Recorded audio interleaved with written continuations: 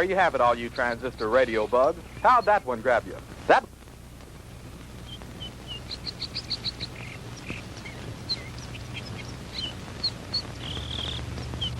Howie, for heaven's sake, it's almost dark. If you don't hurry up, we're gonna be late for the game.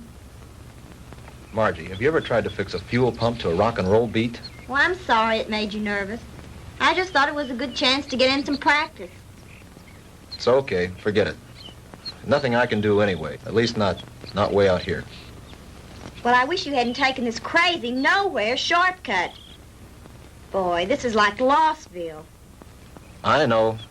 I goofed. And I've got to get some help if we're going to get there in time for the kickoff. Hey, didn't we pass a farmhouse about a mile or two back down the road? Yeah, that's right. Back around the curve. Come on, we'll be shorter through those woods.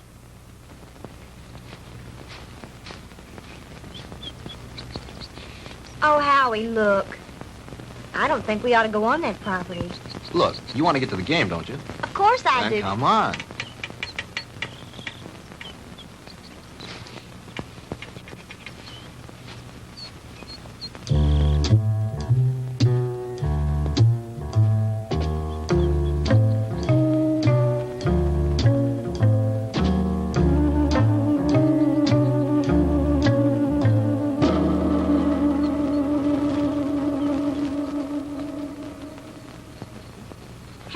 Cold.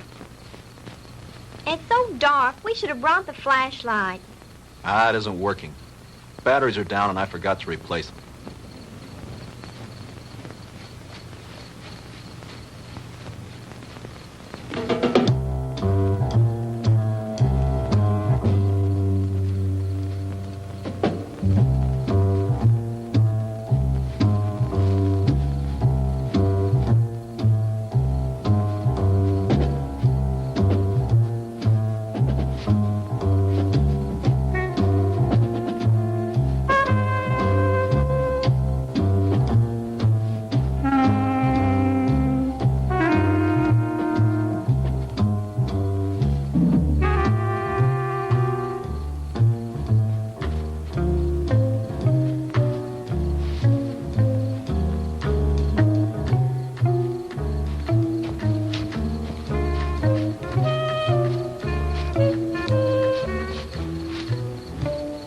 Like we've been walking for hours.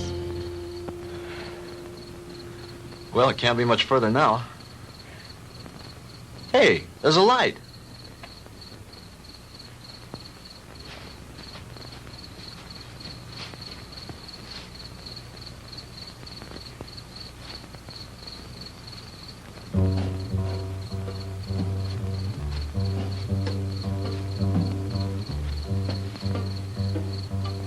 Huh. That's strange. Campfire way out here in the middle of the woods and nobody around. Kind of creepy, isn't it? Yeah. Hold it right there, both of them. Hey, Dad, what are you made up for? I mean, what's the bit? Hey, now, don't point that thing at us. It could go off. Come on now, who are you guys? What kind of a joke is this? I mean, out here in the middle of... Joke, boy? You think this is a joke? Howie, I'm frightened. Well, look at him. It's got to be some kind of a gag. This can't be for real. Howie, what's it all about? I don't know. Honey, do as I tell you. You edge around behind me. Tell me between them and you. Then run like the devil. Howie, not alone? Do as I say. What are you two young'uns doing out here? Quick, don't let them get away! Run, Margie! Head for the car! Stop, boy! I'll shoot!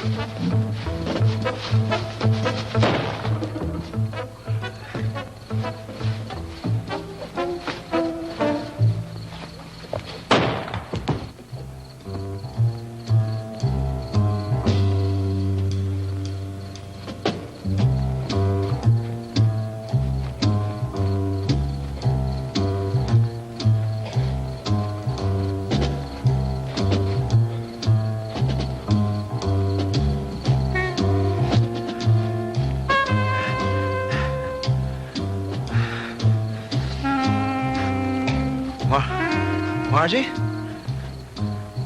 Margie?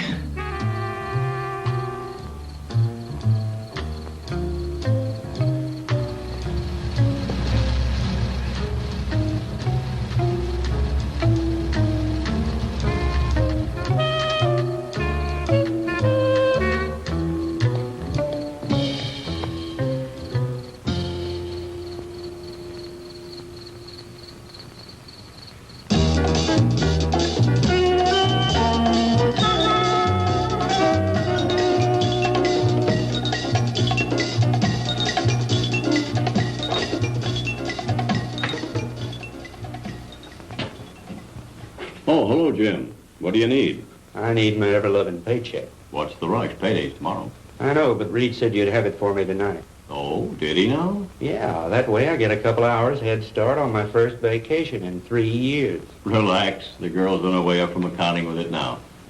Where are you going on this vacation? Some place that can't be reached by telephone, telegraph, teletype, or carrier pigeon. You don't think we'd interrupt your vacation now, do you? Why not? You guys did it for the last 2 years. Jim, nice story you turned in. Well written. Had a lot of fun. When he talks like that, he wants something. As a matter of fact, there's one little favor I'd like to ask you to do before you leave. Uh-oh. Here it comes. As a matter of fact, here it is. The accounting department is certainly coming up with much more interesting figures lately. See you guys. Oh, come on, Jim. Now, this will just take a few minutes. Not much out of your way. All you have to do is get a few details and phone them in from there. From where? Carver Street Hospital. Murphy called in from police headquarters, and some college kid was brought in with a gunshot wound. Here's his name. Why doesn't Murphy cover it? He's on police tonight. He's busy on the cat burglar story. Who shot the kid? That's what I want you to find out. May not be anything in it, but you never can tell. Okay, I'll do it. But afterwards, I'm leaving for my vacation. Definitely, irrevocably, and finally. Do you read me, great white fathers? Only too clearly. Have a good time. I intend to.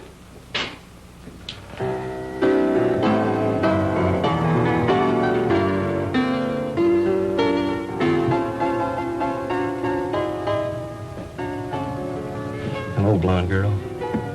Why, James Crandall, what brings you here? Now, don't tell me. Let me guess.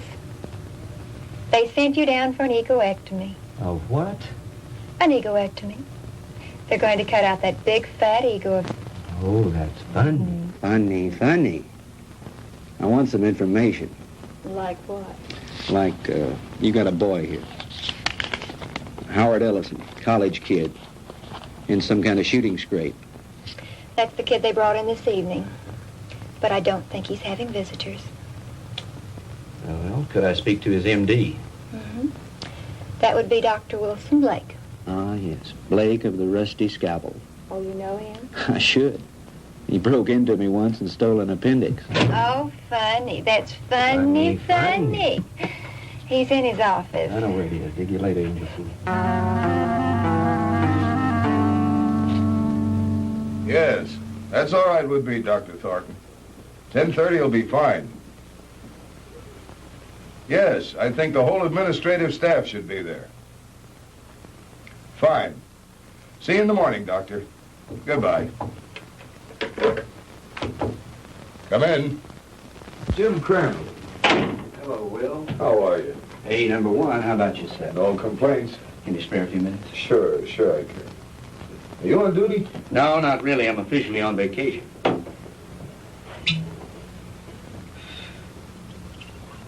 Soda? Just straight, thanks. I bet you're here for a story on that Ellison boy. Good bet. Sit yourself down. So are some friends of yours. They left about an hour ago. Uh-oh, the local gendarmes, no doubt. Right. Lieutenant Partain and a couple of his men. They talked to the boy for about an hour and then finally... Wait a minute. Talk to him? You mean the Ellison kid's able to talk? Sure, he wasn't hurt too badly. The bullet didn't enter any of his vital organs. But the nurse said he couldn't have any visitors. Well, he can't. At least not now. He was too tired after that session with Partain. I want him to get some rest. Well, when can I see him? In the morning. In the morning? But, Talk, I got to phone something into the editor. I can't fool around on this thing. I leave on my vacation tomorrow. Well, I envy you. We're so short-staffed here at the hospital, there's no telling when I'll be able to take a vacation. What did the kid say when he talked? He told a real weird story. The police have a transcript of it. I'd rather hear it from you if you don't mind. I don't think I should repeat it. I imagine the lieutenant would rather tell you himself. Oh, come off it, Doc. You know Partaine's not going to give me anything till he's good and ready. All right. All I can do is repeat what the boy said. But I'll warn you, you won't believe it. Suppose you try me. Well, this Ellison kid is a student at the university, a cheerleader, an honor student, an all-around popular kid.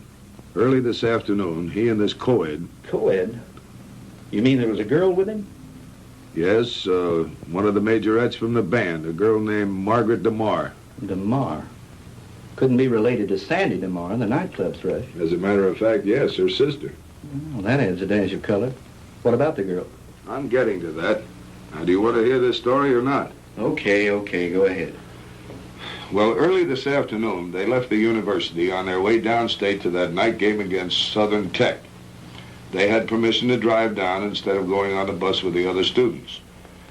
They were running short of time, so they took a shortcut on one of those farm roads. Ellison's car started acting up and finally quit on them. They had to have help, so they started walking, trying to make it to a farmhouse. I said, hold it right there. Hey, Dad, what are you made up for? What are you two young'uns doing out here? Quick, don't let him get away! Run, Marjorie! Head for the car! Stop, boy! I'll shoot! He started running, and that's when he got shot. He got up and he kept on running. He made it back to the car. He looked around for the girl, and she wasn't there. After that, he blacked out. A passing motorist picked him up and brought him in, and that's the story the way he told it. You sure weren't kidding when you called it weird. I've heard some screwy ones in my time, but this one takes the prize. Yeah, that was exactly my reaction, at first.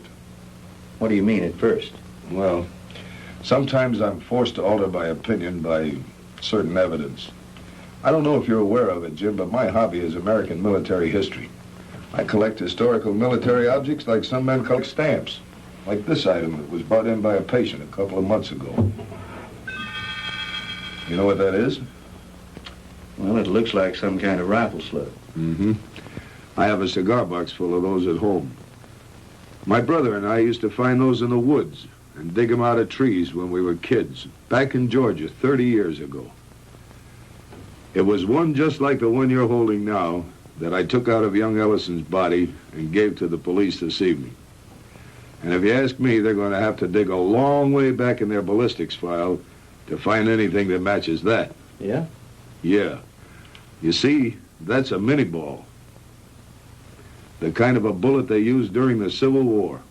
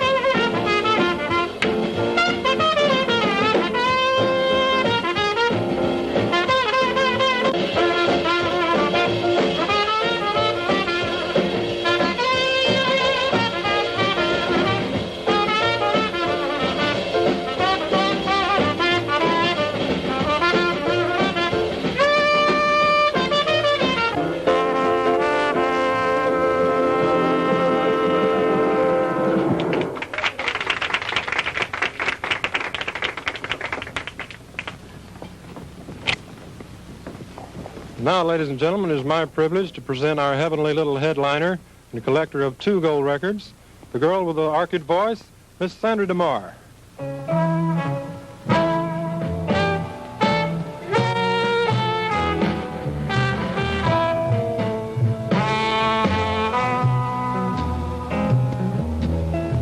Go on away and leave me alone. I want to be by myself when I cry. And there's gonna be some crying, 'cause I just told my baby goodbye. Get out of here and leave me alone. I don't care whether I live or I die, 'cause my life's already over. It ended when he told me goodbye.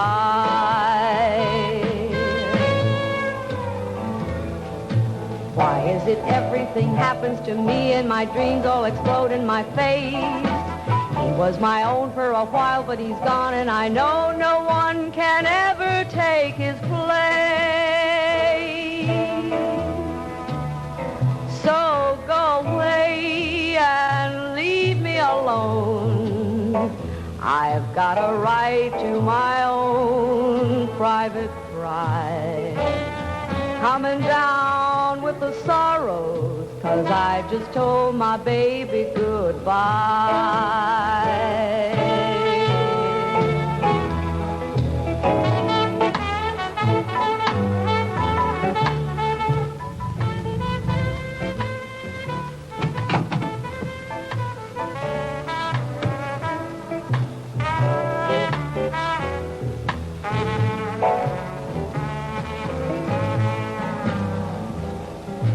Why is it everything happens to me and my dreams all explode in my face? He was my own for a while, but he's gone, and I know Good evening, no Lieutenant. one. Evening, Ramon. Is this visit official? Oh, there's nothing to worry about. We'd like to talk to Miss DeMar when she's through singing. Will you give her something while you're waiting? Thank you, no, we're on duty. Leave me alone. I've got a right to my own private cry. I'm coming down with the sorrows, 'cause I just told my baby goodbye.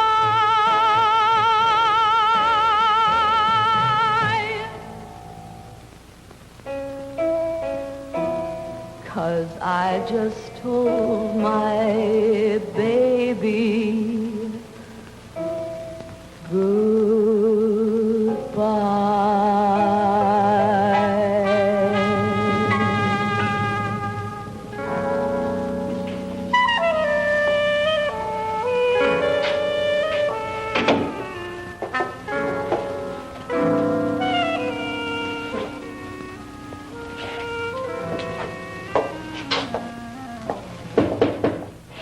Yes.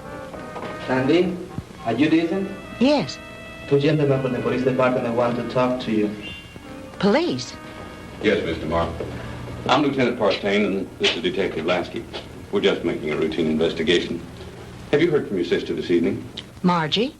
Why, no. Why do you ask? Well, we just thought she might have called you. You see, we have reason to believe she may be missing. Missing? I don't understand.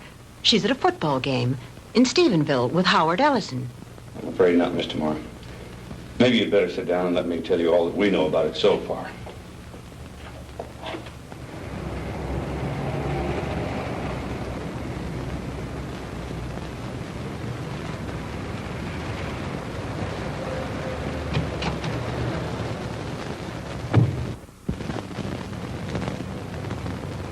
Well, Lieutenant Partain, is it a raid or a payoff?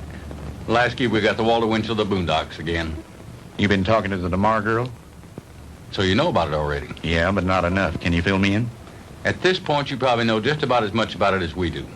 Why don't you stop by the office in the morning when we had more time to work on it? Oh, come on, Fred. Can't you give me something tonight? I start my vacation tomorrow. Good fishing.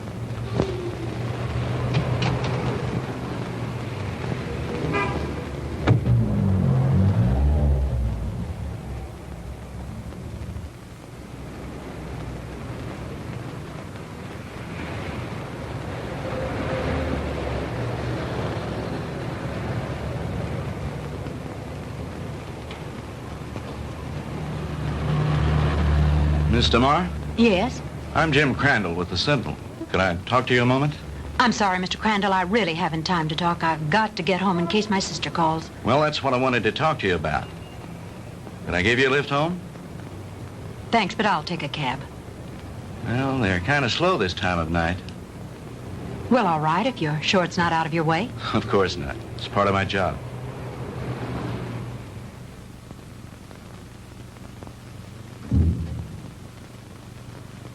What's the matter? Mr. Crandall, I'm too upset to go home. You know my sister's missing. Yes, Do you know where it happened? just about. Would you drive me there? It's nearly 1 o'clock in the morning. Besides, what if she calls you?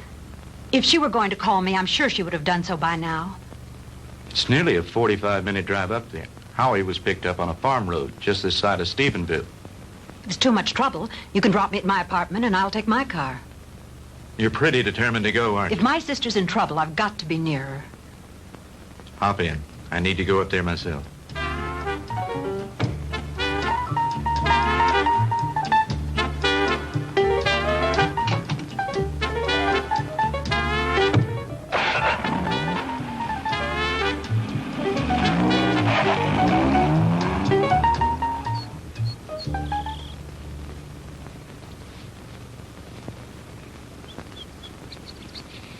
Lieutenant, we checked that house from top to bottom. Nothing there. Okay, Lasky. As soon as the boys are through, have them go in and get some rest. We've done everything we can do here. Maybe the sheriff and his bloodhounds will turn something up.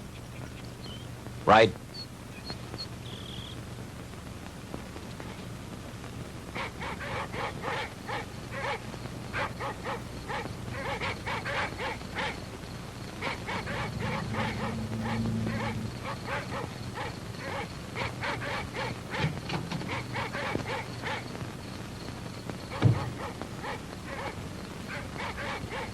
Lieutenant Partain around? He's up in the woods someplace. Evening, ma'am. Has there been any news of my sister? You're Sandra DeMar? Here comes Partain now.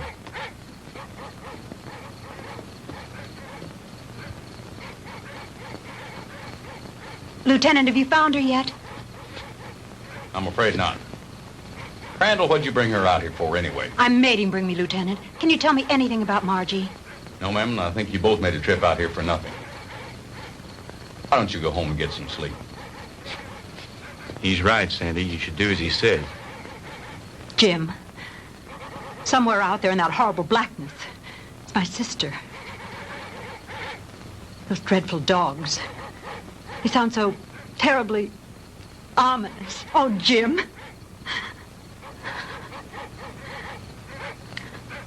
Come on. We'd better get back.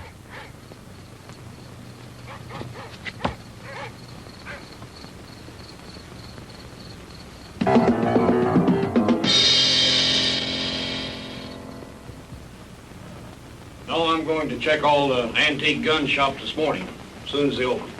How about the kid's parents? You contact them? Lieutenant, Ellisons live in Denver. I tried all night to call them, but they weren't home. How about a cup of coffee, Jim? Yeah, black. What about the kids at the university? Ellison's fraternity brothers. I talked to everyone in the dorm. They like him. What do his professors say about him? Bright, popular boy, good scholastic records, level-headed, down to earth. Not the kind to make up wild stories. Well, that cracks another one of our little theories wide open. You just getting here? Some of the other fellows came in a couple of hours ago. Yeah, I was out with the sheriff and his bunch. And have we got a Lulu? Yeah, what is it? The girl's sweater. We found it out in the woods not far from a smoldering campfire. Go on. Well, we gave the scent to the dogs, and they took off like Moody's goose. Well, we followed them for about a mile or two, till they got through the woods and into a small open space. Well, the dogs got about halfway through the open space, and then they stopped. Well, you've never seen so much confusion of tangled dogs in your life. They didn't know which way to go. The scent had stopped right in the middle of nowhere. It was as if the girl had just been snatched off the face of the earth into thin air. Wait a minute. You mean no footprints, no tire tracks, no nothing? Well, nothing but this. Well, so you found part of a costume. Costume? This is the real article. I checked it out. What do you mean, checked it out? Look at the label on the inside. McCord Brothers. McCord? Outfitter to the military. Charleston, South Carolina. I checked with the Charleston department, and they gave me some very interesting facts from one of their newspapers.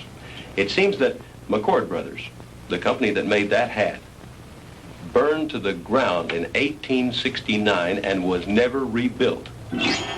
It's been non-existent for over 100 years. This case is getting screwier by the minute. Don't it, though? Lasky, run this down to the lab and then go home and get some sleep. How about me, Lieutenant? Sure, go on home. You've earned a rest. Well, what do you think? How was Mr. Morrow when you left her? Shook up, naturally. She's spending the night with her girlfriend. Fred, about this whole mess, what's your opinion? I'm not paid to have opinions. I'm paid to put jigsaw puzzles together. But seriously, what do you think? I think there's a logical explanation to everything. Two men were in those woods in costume and makeup. Anyone knows there's lots of guys around nowadays who collect antique guns. They belong to clubs, they have meetings and shooting contests every so often. A couple of them got liquored up a little, wanted to have some fun and scare the kids. But something went wrong. It's as simple as that. My hunch is, as soon as they get up enough nerve, they'll come in, give themselves up. It's a nice theory, Jim, but what happened to the girl? Well, your guess is as good as mine. Jim, you know, this whole thing is, well, it's spooky. Reminds me of something that happened in Germany in 1945 towards the end of the war. Yeah? What was that? Our outfit liberated a small concentration camp near the Alsatian border. When we took it, we expected to find the usual half-starved, ragged inmates. And you can imagine our surprise when we were greeted by about 50 young people, all a picture of perfect health. That sounds a little hard to believe after all I've read of Dachau and Auschwitz. Well, that's what made it hard to figure. Here were these kids, none over 21 and some as young as 5, living in apparent luxury. Good food, complete recreational facilities, no forced labor. Reminded me of a bunch of calves being fattened up for the kill. You mean there were no old people in the camp? There were a few, but not alive. We found their bodies in the rooms next to the ovens. Apparently, we'd taken the camp so fast they hadn't had time to dispose of the bodies. But before they left the night before, they blew up the largest building in the camp. It was some sort of a laboratory. And inside, amidst the rubble and blown into a million pieces, was the screwiest piece of machinery I've ever seen. Some sort of a crazy electronic apparatus.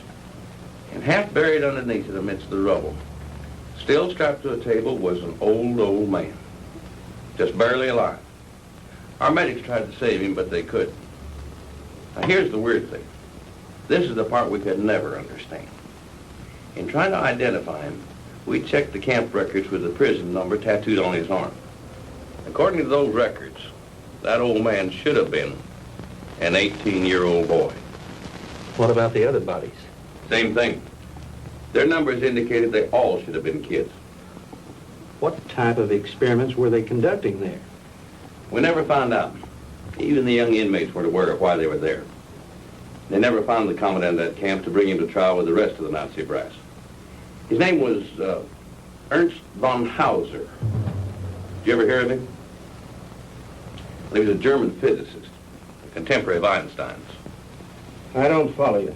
You mean you think there might be some connection between all that and what happened here last night? I'm not saying that, no. But just suppose, for the sake of argument, the Ellison kid did see two men out of the past of 100 years ago.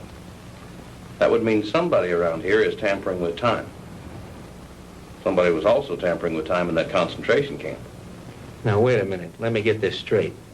You think that the machine found in that concentration camp was some kind of time machine, and that there may be another one like it around here. Is that what you're saying? I'm not saying anything. I'm just supposing. After all, they never found von Hauser. Lieutenant? Yeah, Walt. Captain wants to see you in his office. Wants you to bring the file on the Maddox case. Be right there. How am I ever going to turn in a story like that? That's your problem.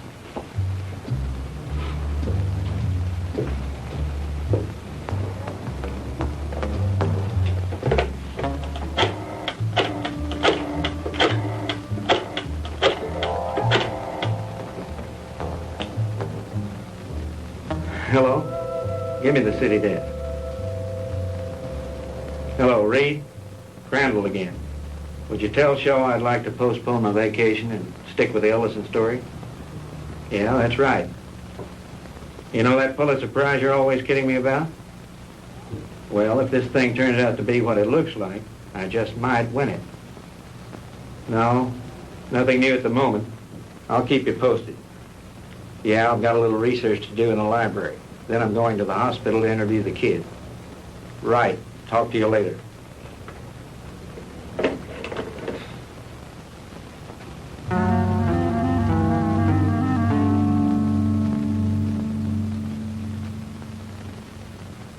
All right, Howie, you can go on with your story. That's about it, Mr. Crandall. I remember reaching the highway, and Margie wasn't there. And then I blacked out, and the next thing I knew, I was here at the hospital. And you really don't think, Howie, that those guys were just a couple of kooks in Civil War costumes? Mr. Crandall, I don't know how to explain it, but I got the distinct feeling that these guys were for real. I mean, like something straight out of Gone with the Wind. Howie, what's your idea of what happened to Margie? Do you think these two guys grabbed her? I don't know, Mr. Crandall. I don't know. That's what's bugging me out of my skull. Nurse, is Mr. Ellison awake? Yes, he is. He has another visitor, but you can go on in. Thank you.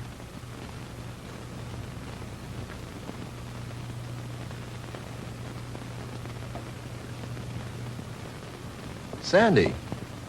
Hello, Howie. How are you? Hello, Jim. Good morning. Have you heard anything from Margie? Not yet.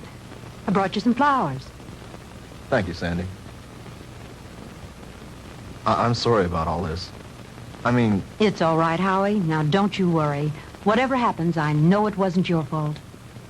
Jim, have the police found out anything yet? No new developments. I'm going up there in a little while and have a look around myself. I want to see the place in the daylight. Would you mind if I went with you? Of course not. I'd enjoy your company. Howie, would you forgive us if we ran off right away? Sure. I understand. I'll drop back in later. Bring you some magazines. Yeah. True Confessions and Ladies' Home Journal. Gee, thanks, Mr. Crandall. Those are two I never miss. See you later, Howie.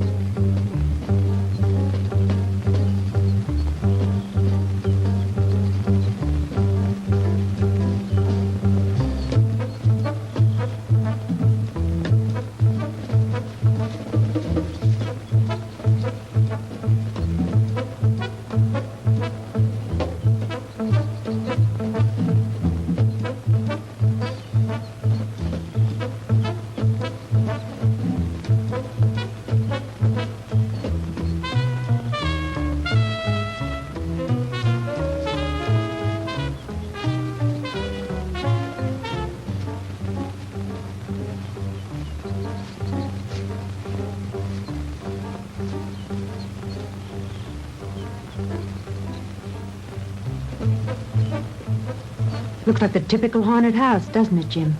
Yeah. The meadow where they found the cap and where Margie's trail ended is supposed to be nearby. Do you think this old place has anything to do with her disappearance, Jim? I don't think so. They searched it and didn't find anything. Her sweater was found somewhere in those woods. I think I'll have a look around.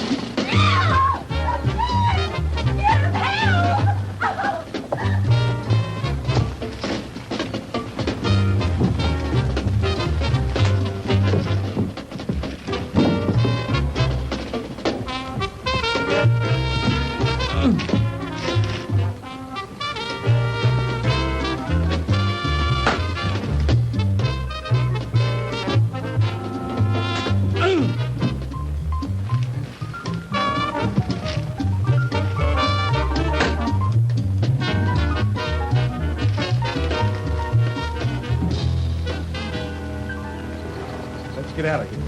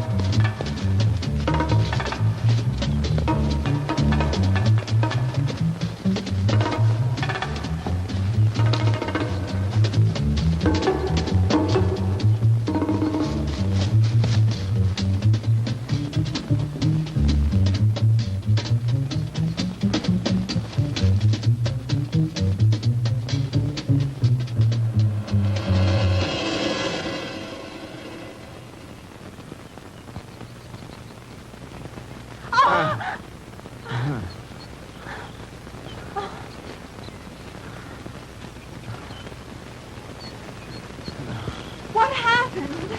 I don't know, but we better get back to the car.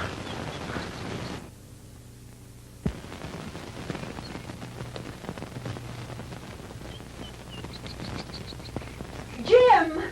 Oh, the car! It's gone!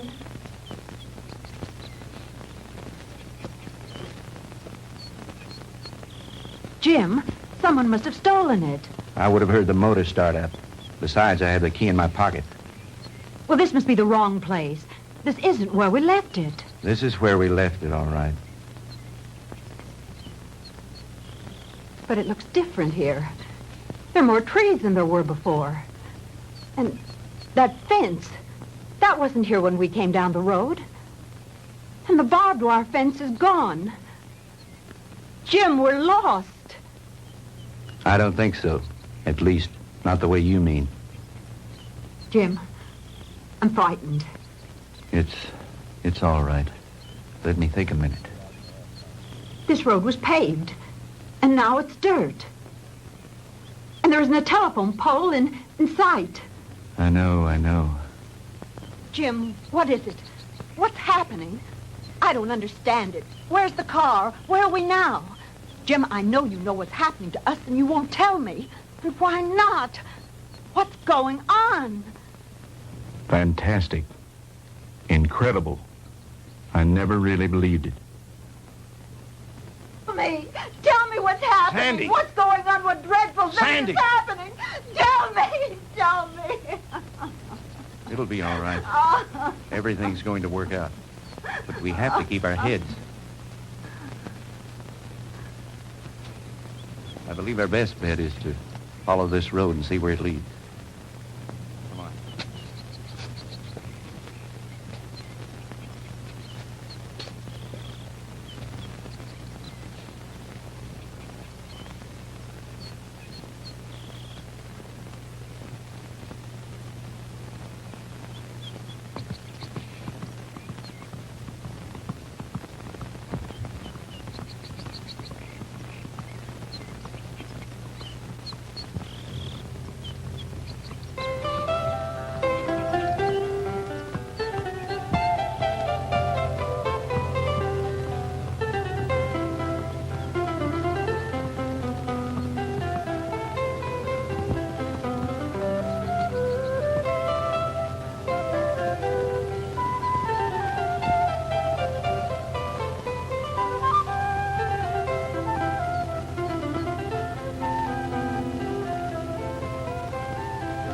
Jim, his clothing. I know. Ours are just as strange to him, especially your short skirt. Friend, what year is this?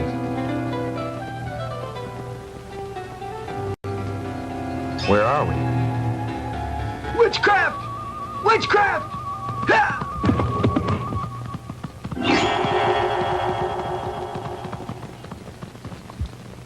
Jim. Honey, I don't know how to explain it, but somehow we've been set back in time. But Jim, that's impossible. Impossible. I know it's supposed to be impossible, but it seems to have happened. Well, let's not try to figure it out now. We've got to get somewhere to find some help. Some way.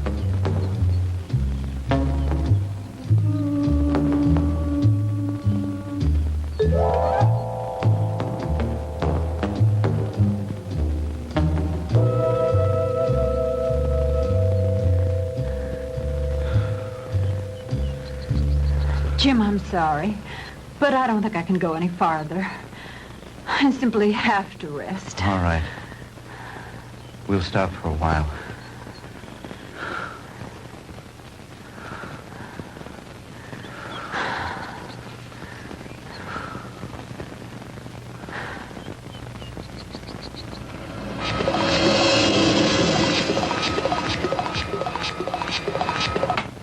Welcome, my friends, to my little workshop.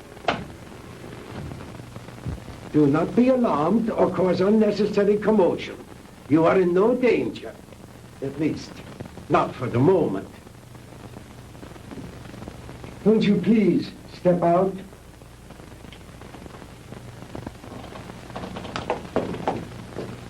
I am Dr. Ernst von Hauser.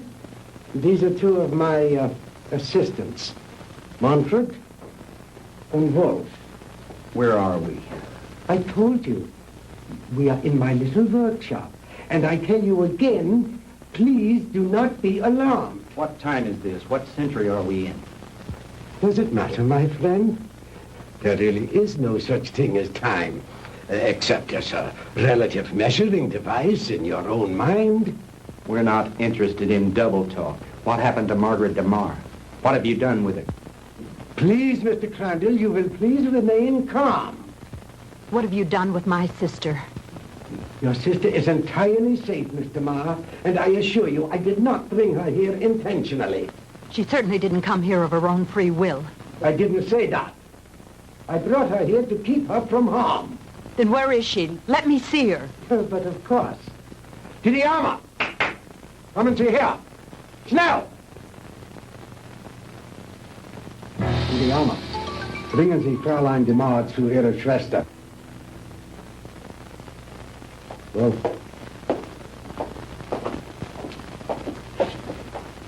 No need for alarm, Mr. Crandall. She'll be all right.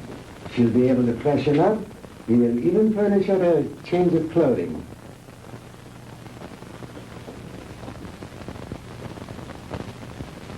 I notice you were intrigued by my servant girl, Didiana.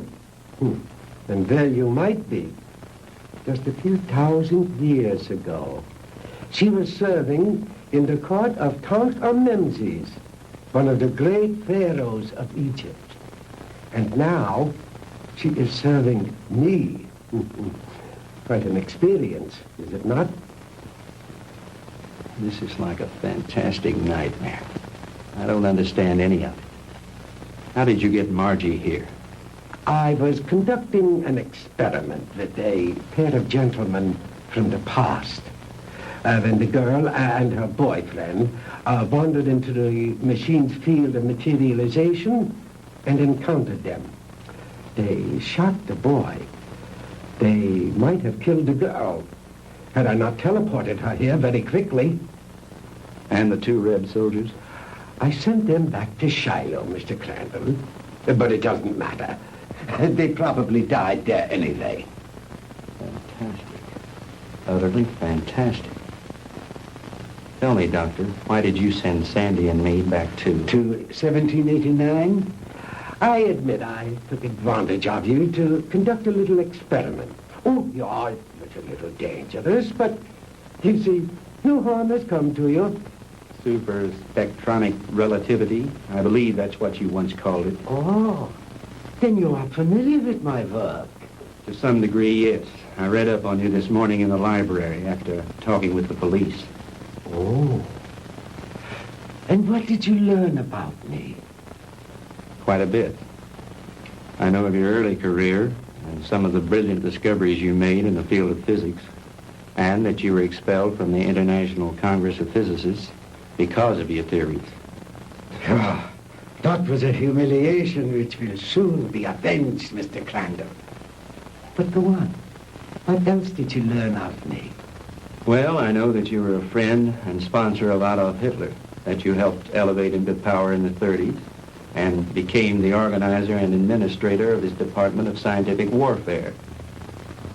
That's another thing that puzzles me, Herr Doctor. Why a man of your brilliance should identify himself with a fanatical madman like Hitler. How dare you refer to Adolf Hitler as a madman? He was a great genius, ahead of his time. The world in its ignorance was not ready to accept him. The world did not accept him because he was a lunatic bent on enslaving it. Do you call a man who is responsible for the mass murder of millions a great man, a genius? Anyone with enough intelligence to examine history knows there are times when lives must be sacrificed for the benefit of future generations. And he was willing to do this in order to lead his people into darkness, into oblivion. That's where he was leading them. And like all other power-crazed dictators before him, he failed. Thank God there were people in the world with enough courage to resist and to conquer him. What do you know in your stupid, petty little mind?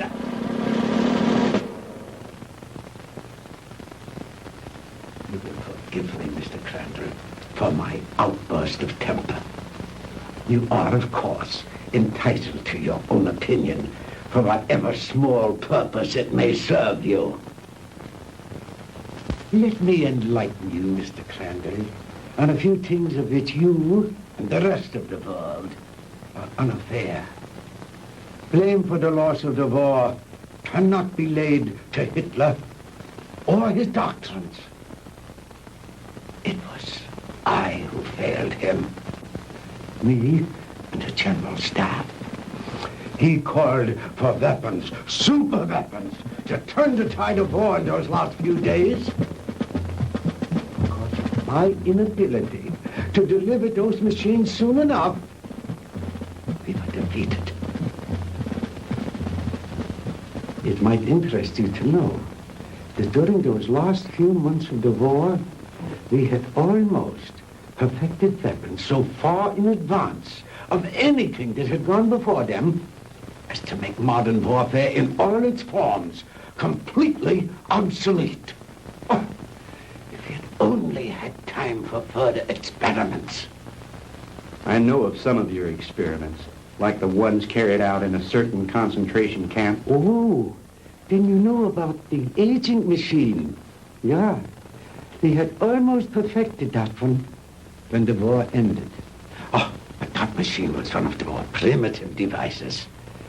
like the jets and the rockets that we used so briefly.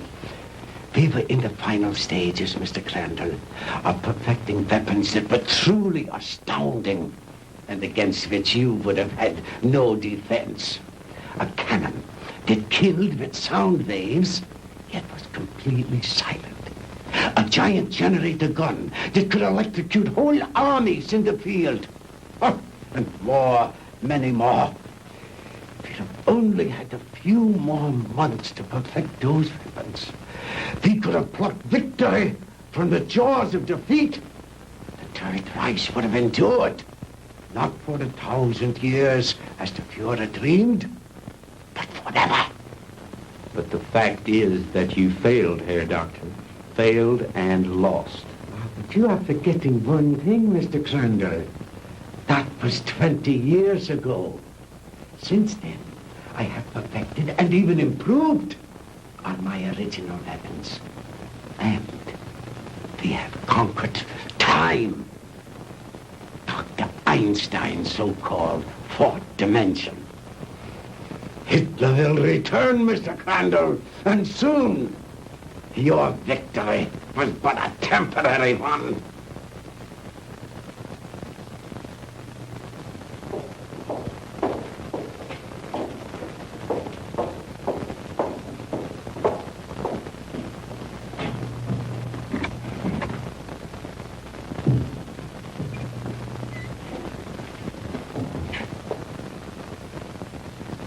Margie, baby. Sandy. Honey, are you all right? Did they hurt you? Oh, Sandy, I didn't think I'd ever see you again. Oh, I'm all right.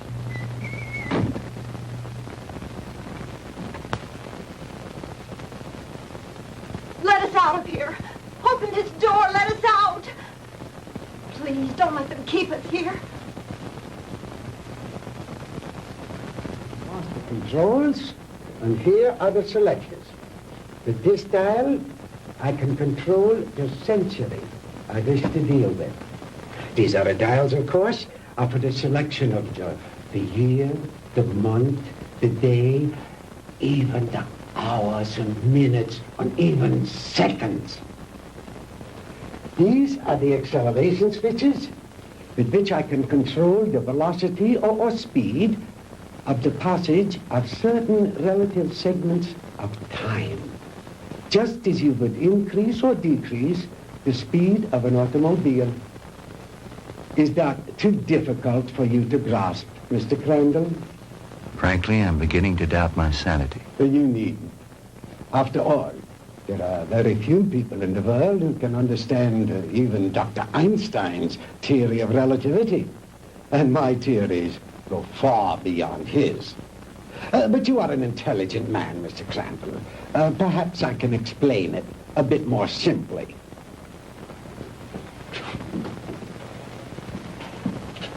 We will let this line represent the world. With a line here to represent the equator, and a mark here and a mark here for the north and south poles. If an aircraft starts here, this side of the equator, and starts going up and up and up, it is going north, toward the North Pole. But the instant it passes over the pole, it is no longer going north. It is going south. And yet, it has not turned or changed its direction in any way. Now, that is the simplest way I know of to make you understand how my theory of superspectronic relativity was first developed. It has long been established that time and space do not exist except in relation to each other. Therefore, they are inseparable, indivisible, a space-time continuum. The faster we travel in space, the faster we travel in time. Now, let me use this short vertical line to represent an instant of time, and this horizontal arrow to represent velocity or speed. Now then, scientists have long held that light is the top limiting velocity in the universe. In other words, there is nothing in the world faster than light. And yet it is known that beta particles ejected from the nuclei of radioactive substances can attain velocities up to 99% that of light.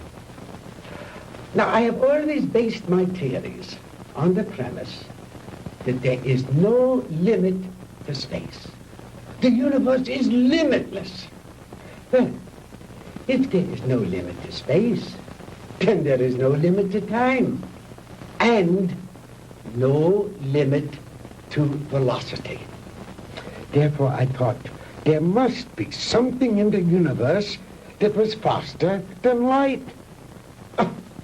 The years of frustration and failure before I finally had to submit to the one irrevocable fact: there is nothing in the universe faster than light. But I discovered a new ray in the spectrum with a wavelength infinitely shorter even than that of the cosmic ray. This ray I called the minus ray. I'm afraid you lost me, Doctor. Well, in other words, while I discovered that the velocity of light is indeed the top velocity in the universe, that velocity need not remain constant. I discovered that through minus rays, velocity could actually be accelerated. And let me illustrate in this way. This line represents an instant in time. An instant, that is, in relation to our immediate vicinity in space. Now, if you enter a dark room or flip a switch, that room is instantly flooded with light. That is because that light, traveling at its great velocity, takes hardly any time at all to cover that small area of a room. It is immediate, instantaneous. Now, if that light had traveled any faster, it would have come on before you flipped the switch. Are you beginning to understand? I think so. Fine. Now then, just as I illustrated a moment ago, with the airplane flying up over the world, heading north until it passed over the North Pole, then its direction became south. The same thing is true in a sense of time.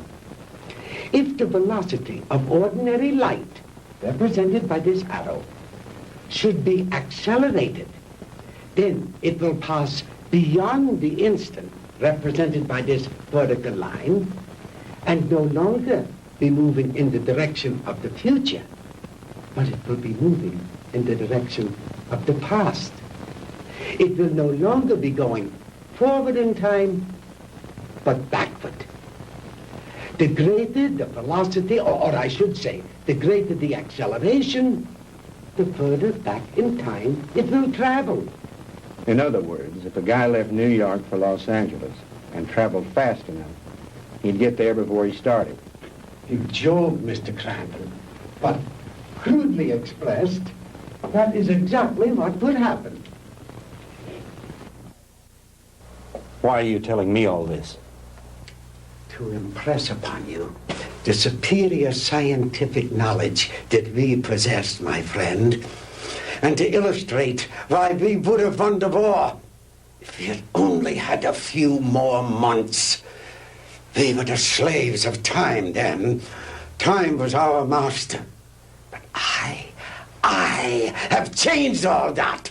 Now we are the masters, and time is our servant.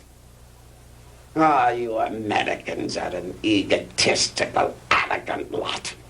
How proud and superior you felt as you strutted through the ruined streets of our cities. The proud conquerors claiming the spoils of war. But that is only temporary, my Yankee friend. Soon Hitler will return. We will rewrite history. And the Third Reich will endure. Not for 1,000 years or 100,000 years, but forever. Immortality. The age-old dream of man is ours. The rest of the world will fall at our feet, and we shall rule for all eternity. Oh, good. Did you make the young ladies comfortable? Jawohl, Herr Doctor. And Manfred, did you see that Mr. Marr had a change of clothes? Jawohl. Good. The lecture is over, Mr. Crandall, and you look tired.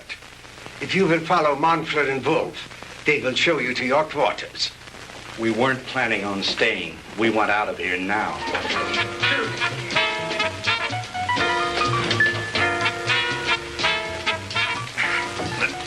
Jim! Jim! Sandy, are you all right? Oh, yes, we're all right, but why are they locking us up? What are they going to do with us? Nothing if I have anything to do with it. Oh! Oh, don't hurt him! Oh, don't hurt him! Oh.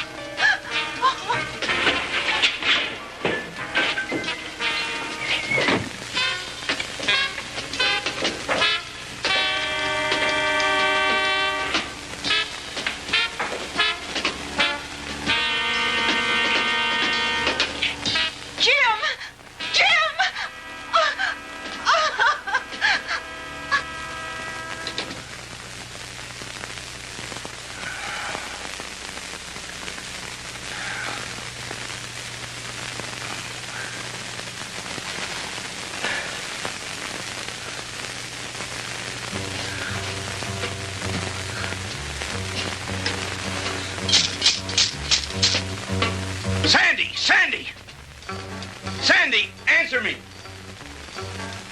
We're here, Jim. We're all right. How about you? Just a minor headache, honey. Is Margie still with you? Yes, she's asleep. Jim, I'm scared. What do you think von Hauser intends to do with us? I don't know. But I do know one thing. I've got to figure a way out of here.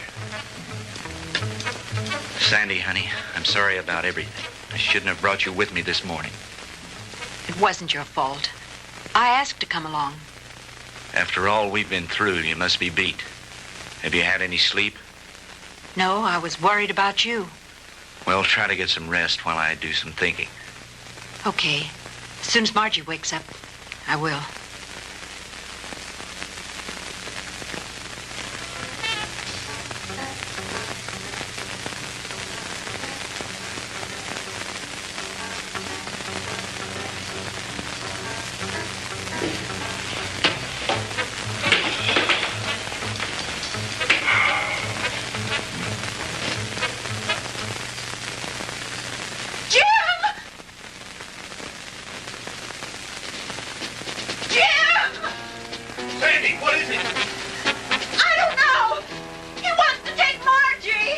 Kommen Sie her, Fräulein.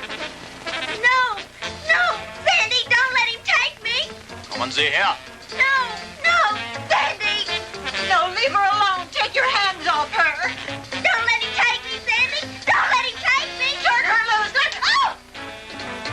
Sandy, who is it? What's going on? No, no. What's going on in there? What's happening?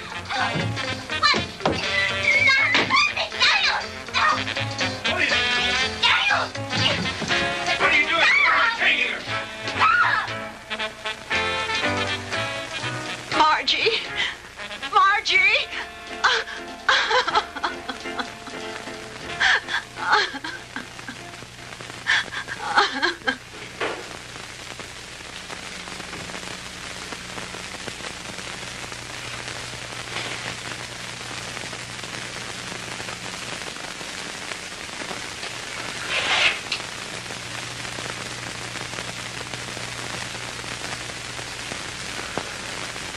So you see, my dear, there was no reason for all that hysteria.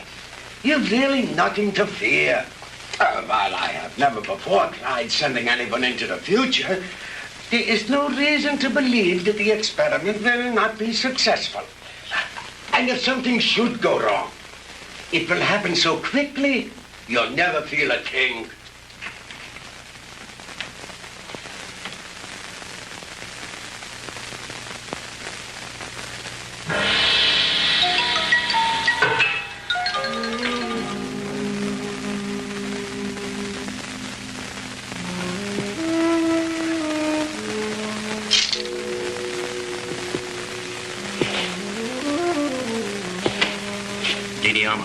It is time you eat now.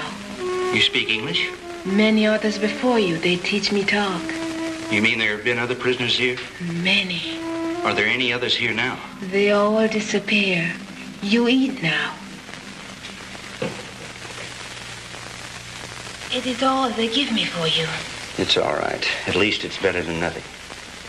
Didi Alma, you've got to help us. You're our only hope. No. I cannot help you. But you've got to. You're the only one. If you could get hold of the keys. No. They'll kill me. I cannot help you. Please, Didi Alma, listen to me. No. We'll never get out of here if you don't help us.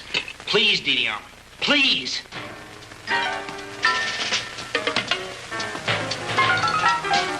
I bring you food. You eat. Thank you. Sandy, see if you can persuade her to help us. It may be our only hope. Someone come. I must go now. Was ist los, Herr?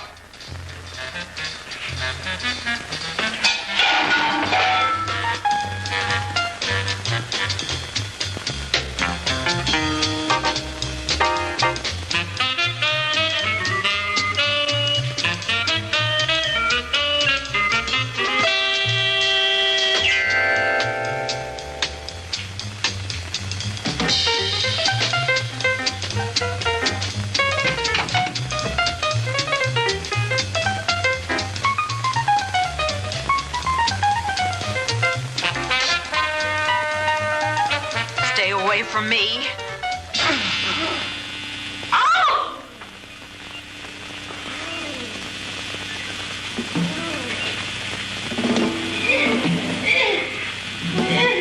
Sandy!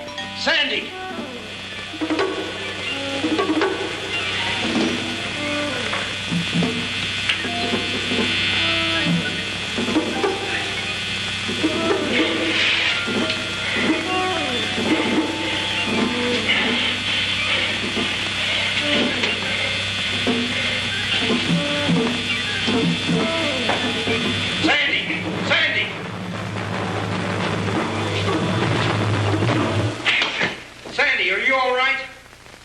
Can you hear me?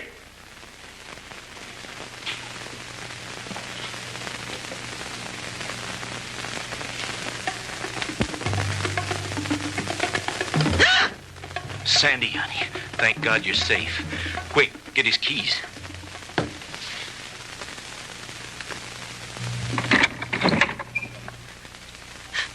Oh, Jim, it was awful. He strangled her. It's all right, honey. Try to get hold of yourself. We've got to get out of here. I'll be fine.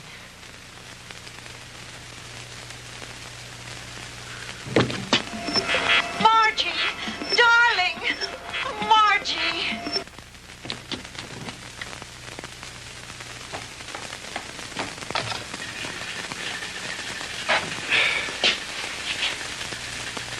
It's too bad, Mr. Crandall, that you are not interested in science. But you Americans are so impractical anyway. Jim, look out!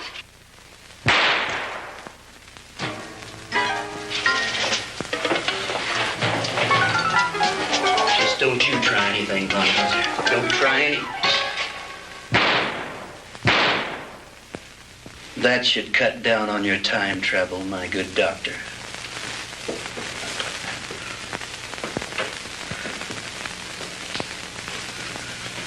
How about the attic? You searched that, didn't you? Yes, sir.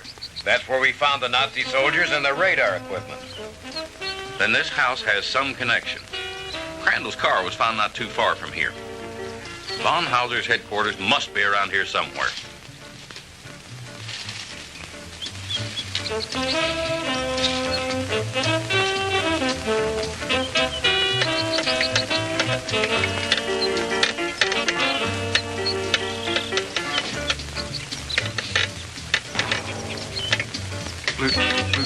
Lieutenant? Yeah?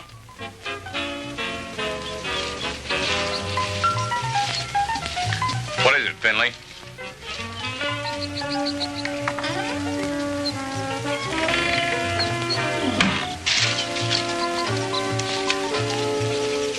Jim and the DeMars.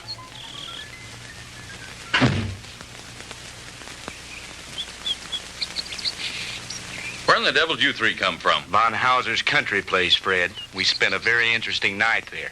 Where is Von Hauser? Down there in his laboratory. Listen. What's that sound? That's the machine. You'd better stop it before he gets away. Lasky, you come with me. Finley, you stay here with them.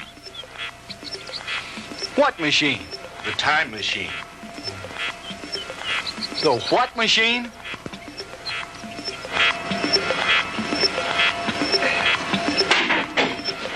All right, Professor, hold it right there. Get away from that machine.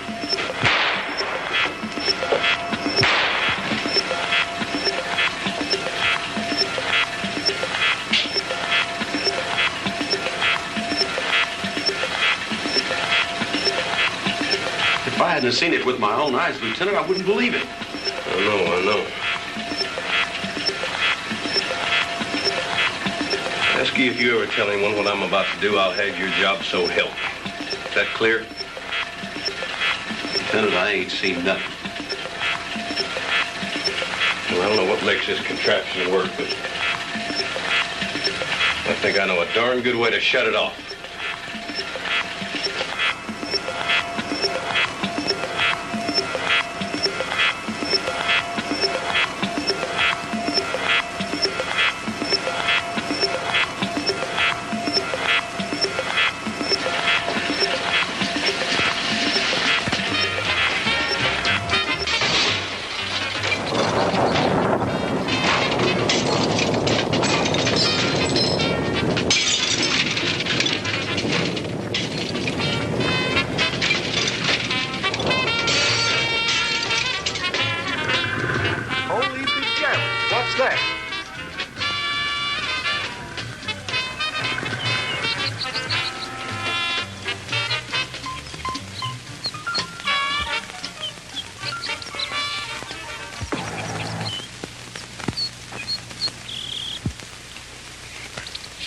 What happened down there, Fred? Forget it. Finley, call Miller at headquarters, have him send some of the boys out. Are you two all right? Everything's fine. Thank you, Lieutenant. Why don't you take the two ladies home? Come on, Lasky.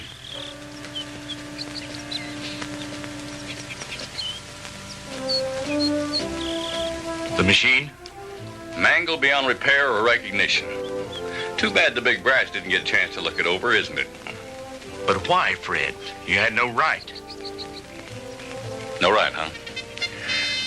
Listen, the way I figure is like this. Sooner or later, some other joker is going to invent a machine just like it.